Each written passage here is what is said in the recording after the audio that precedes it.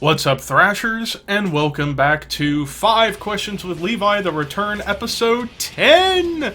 We've made it to 10 episodes. I didn't think I would get to 10 episodes because of my typical, I don't know, laziness, I suppose.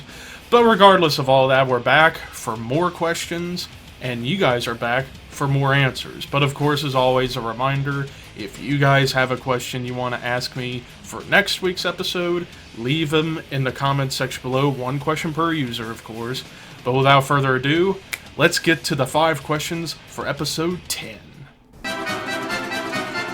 Question number 1 comes from BlazeLife334, who asks, what are your top 5 favorite shows on Nickelodeon? Oh god, how much time do I have here? Oh jeez, because I'll be straight up, as far as like growing up, like which of the big 3 cartoon or kids channels that I prefer, there was Disney, Nickelodeon, Cartoon Network. I was always more of a Nickelodeon guy, personally. But for top 5 shows on Nickelodeon, oh god, there have been so many great shows on Nickelodeon, at least up until 2010, I would argue. But for off the top of my head, my favorite personally is Avatar: The Last Airbender. That's my personal favorite out of the bunch. Not Legend of Korra. Legend of Korra was good, but not as good as Last Airbender. SpongeBob has to be up there. If you don't have SpongeBob in your top 5 shows on Nickelodeon, you don't like Nickelodeon.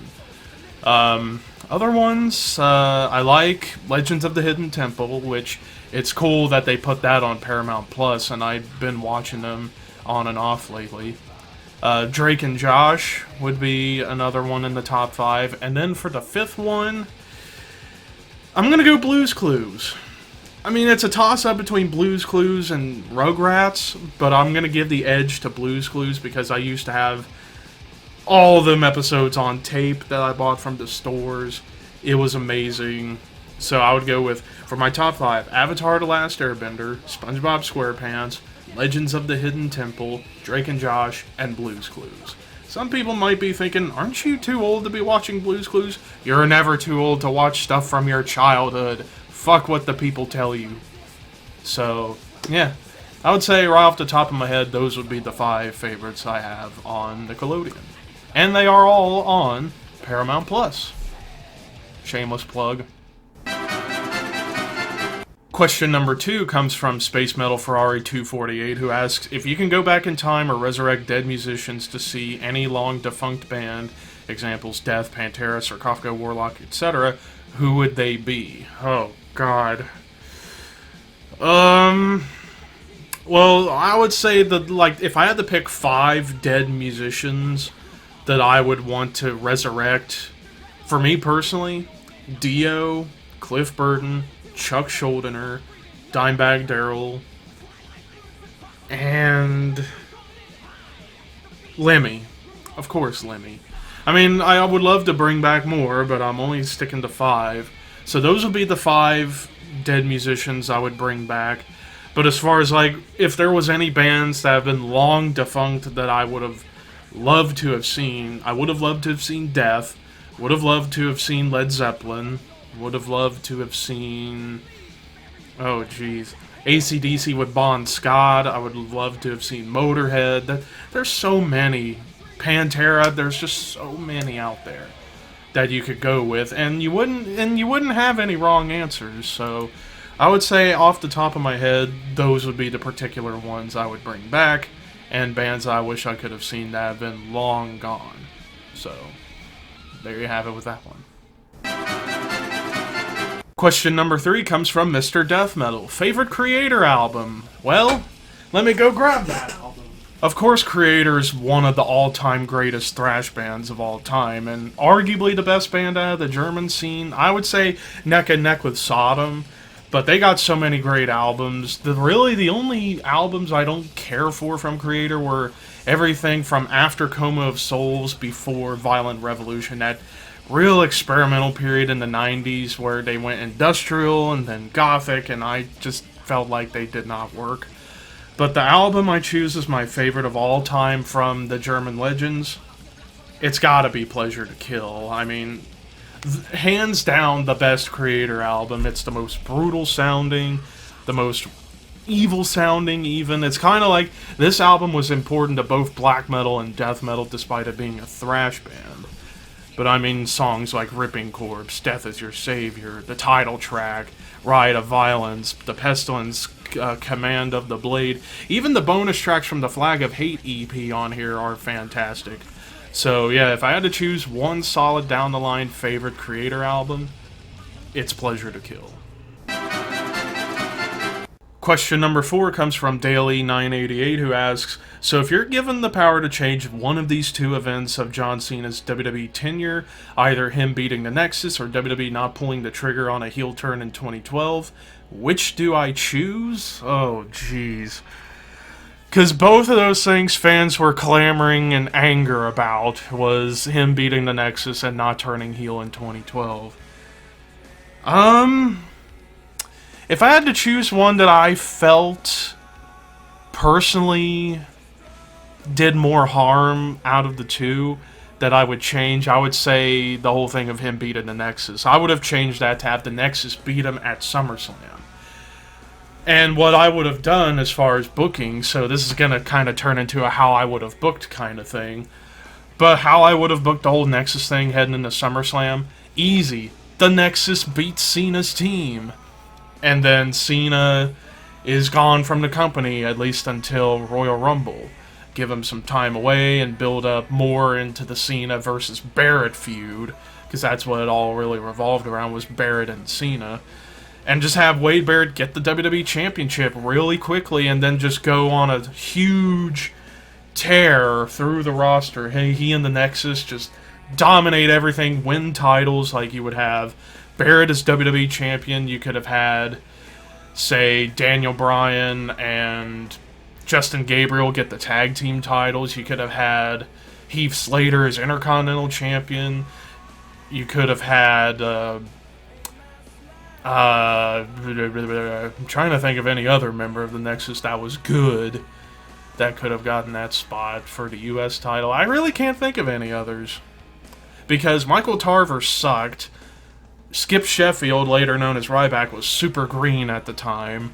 And David Otunga, he can kiss my ass. The only reason he had a job in the company is because he was married to Jennifer Hudson.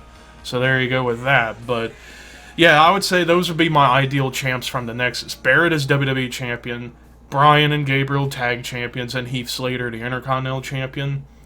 And it would have been incredible. And you could have had the Nexus members have the belts as part of, like, the Freebird rule. Like, you could have seen any other combination of the Nexus. You could have had Tarver and Darren Young. You could have had Bryan and Otunga. You could have done many combinations. But the main two were Gabriel and Bryan. And then Barrett holds onto the belt. Like, let's say he wins the belt, the pay-per-view after SummerSlam. Like, at Night of Champions, he beats Sheamus to win the title.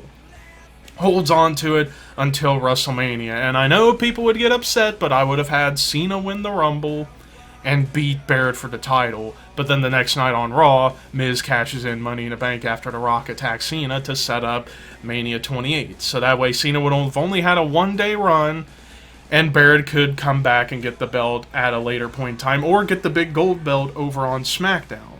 Because by that point at WrestleMania 27, the Nexus would have been dissolved, and it would have benefited a lot of the members. Would have benefited Barrett of being a main eventer, start establishing Bryan and Gabriel as guys that could rise up through the mid-card, or in Bryan's case, into the main event. Slater could have his moment of being Intercontinental Champion, and so on and so forth. Now, the reason why I chose that over WWE not pulling the trigger on a heel turn in 2012 is because, to be honest with you, if Cena turned heel, it would have been a, quote, babyface turn, because the fans would have cheered Cena. They wouldn't have booed Cena. They would have cheered him, because modern-day heels are the babyfaces now, for the most part.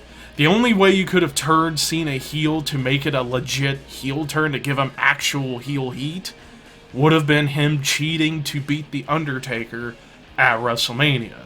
That would have been monster heat on Cena, and it would have been great. So that's the reason why I choose. I would rather fix the Nexus thing rather than the Cena heel turn stuff. Just me, of course. And finally, question 5 from Dimebag Daryl, who asks, what is your opinion on these 3 bands and favorite or least favorite albums from each? Lynyrd Skynyrd, The Who, and Molly Hatchet. Well, I don't have a favorite or least favorite album from either of those bands because I've never really listened to much of their catalogs. But I will say all 3 bands were great in their own right. Lynyrd Skynyrd, hands down the greatest southern hard rock band of all time. The Who, one of the pioneers of heavy loudness and rock music in the 60s. I mean, without them, we wouldn't have gotten the invention of the Marshall amplifiers that we get nowadays. Thank you, Pete Townsend, for that. And of course, great music, and also a beginning point for many things. You could argue a starting point in heavy metal, even though they weren't a metal band. They had elements of what would become metal, same with punk and prog rock. Molly Hatchet, kind of in a similar vein as Lynyrd Skynyrd, a great southern hard rock band. So, yeah, short, sweet, to the point answer on that one. And thank you guys who asked questions for this week's episode. Again, if you want to ask me a question for next week, episode 11, send them in the comments section below, and I will be back next week to answer those. But until next time, horns high, and I will see you soon.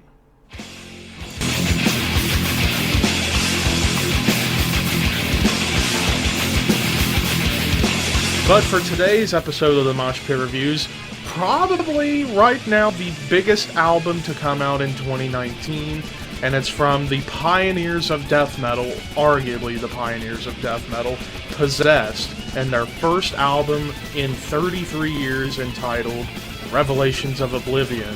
But the point I'm making with the respect Jeff should get, he goes out, tours the world, playing festivals, singing while in a wheelchair, where pop stars, if they get sick, theirs was canceled. Jeff goes up in a wheelchair and performs just as hard, if not harder, than any other metal frontman out there. So, total respect for Jeff Becerra. I'd love to see them make another album in the future and see where they go next.